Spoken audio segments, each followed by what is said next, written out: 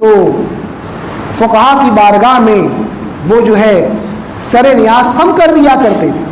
حضرت سیدنا امام ابو یوسف رحمۃ اللہ تعالیٰ علیہ امام اعظم کے جلیل القدر شاگردوں میں سے ہیں، بلکہ امام ابو یوسف ایک موقع پر بیمار ہوئے تو امام ابو حنیفہ رضی اللہ تعالیٰ عنہ عیادت کے لیے تشریف لے گئے، تو آپ جب وہاں سے عیادت کر کے باہر تشریف لائے گھر سے ان کے، تو آپ نے فرمایا کہ اگر یہ لڑکا مر گیا، اس کا انتقال ہو گیا، تو پورے روئے زمین پر کوئی شخص ایسا نہیں ہے جو اس کی جگہ لے سکے۔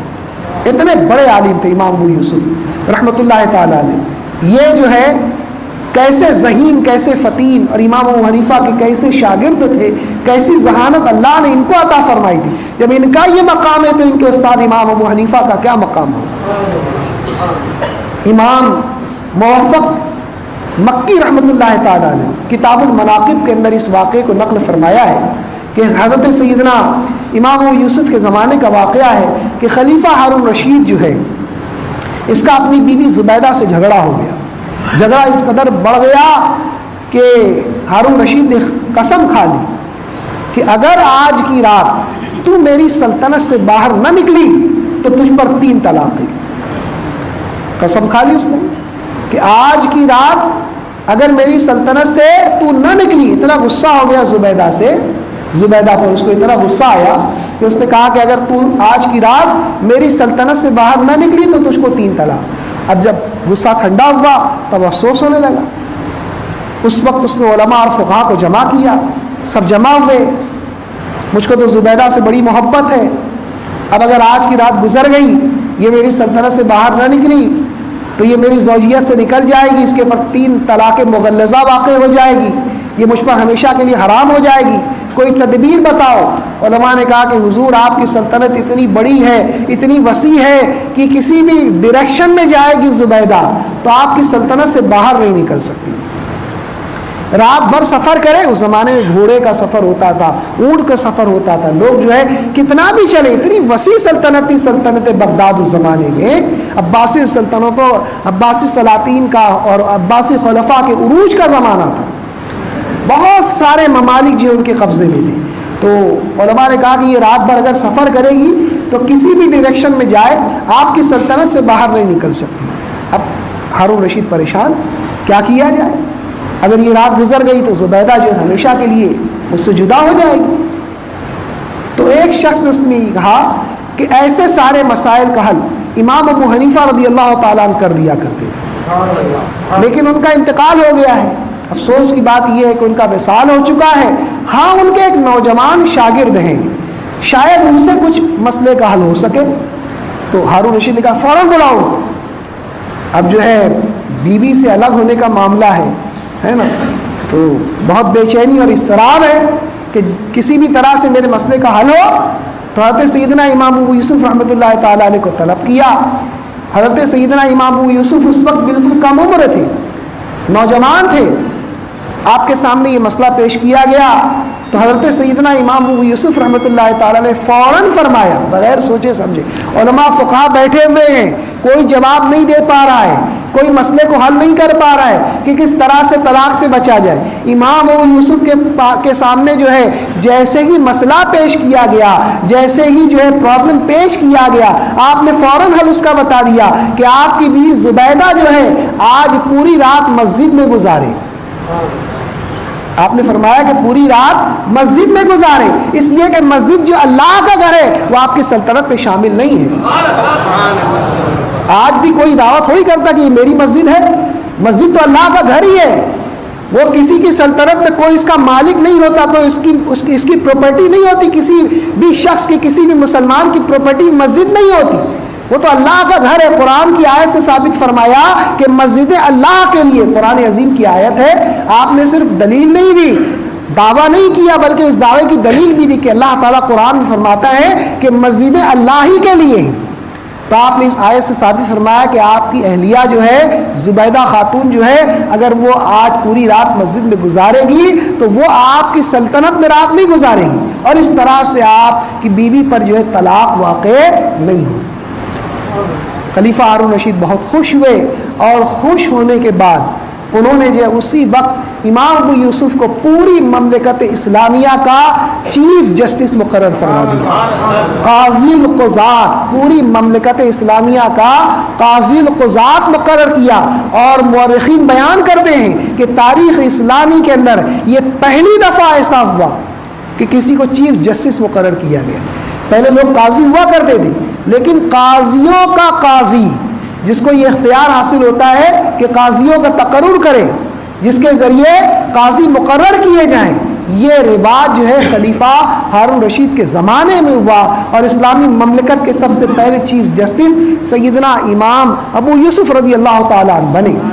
اور یہ بھی ایک بہت بڑی وجہ بیان کی جاتی ہے کہ فقہ حنفی جو ہے آج پوری دنیا میں جو ہے بہت بڑی تعداد میں لوگ اس کے ماننے والے ہیں. اس کی وجہ یہ بھی ہے کہ سیدنا امام ابو یوسف کو جو ہے ہارون رشید نے جو ہے پوری مملکت اسلامیہ کا چیف جسٹس مقرر فرمایا تھا. ایک موقع پر جو امام ابو یوسف جو ہے باہر نکلے، حال یہ تھا کہ نہایت عمدہ کھچر تھا، اس پر سوار تھے اور جو ہے 200 غلام جو ہے ارد گرد آپ کے ساتھ میں تھے.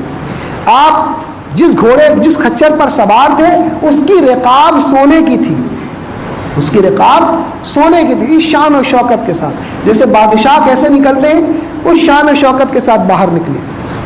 لوگوں نے کہا کہ آپ کو یہ زیب نہیں دیتا کہ آپ جو ہے اس حال میں باہر نکلے کہ آپ کی رقاب سونے کی ہو.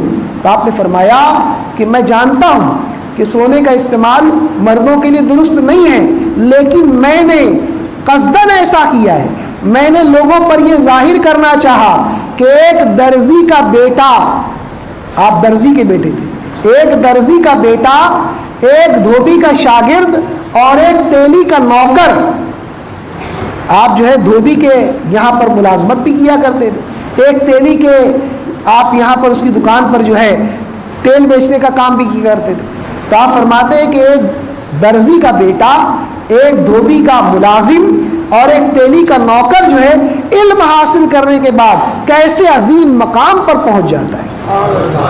یہ لوگوں پر ظاہر کر دوں، اس لیے میں اس شان کے ساتھ باہر آیا ہوں تاکہ لوگوں کے اندر یہ جذبہ پیدا ہو کہ لوگ بھی جو ہے علم حاصل کرنے کے لیے کوشاں ہو جائیں اور دن رات جو ہے علم حاصل کرنے کے لیے اپنے آپ کو وقف کر دیں. آپ دیکھیں نا، ایک ذہانت سے بھرا جواب، ایک مسئلے کو آپ نے حل کر دی امام ابو یوسف نے، تو پوری مملکت اسلامیہ کا چیف جسٹس بنا دیا گیا آپ کو. ایسی فقاہت اور اللہ تعالیٰ نے ایسی ذہانت عطا فرمائی. یہ سیدنا امام ابو حنیفہ رضی اللہ تعالیٰ عنہ کے شاگرد رشید تھے. امام ابو حنیفہ رضی اللہ تعالیٰ عنہ کے مناقب کو کیا بیان کیا جائے. لوگ امام بخاری کی بہت تعریف اور توصیف کرتے ہیں، یقیناً امام بخاری بہت بڑے محدث تھے، لیکن امام بخاری جو ہے امام اعظم کے شاگردوں کے شاگرد ہیں. امام بخاری رحمۃ اللہ تعالی علیہ امام اعظم کے شاگردوں کے شاگرد ہیں. اور کیسے امام بخاری کے شاگرد کہ امام بخاری کی 22 ثلاثیات ہیں، وہ حدیثیں جن میں امام بخاری اور حضور علیہ الصلاۃ والتسلیم کے درمیان صرف 3 راوی ہیں. 3 راوی ہیں. یہ بہت بڑے شرف کی بات ہے کہ امام بخاری اور حضور کے درمیان صرف 3 اشخاص موجود ہیں، 3 راوی موجود ہیں.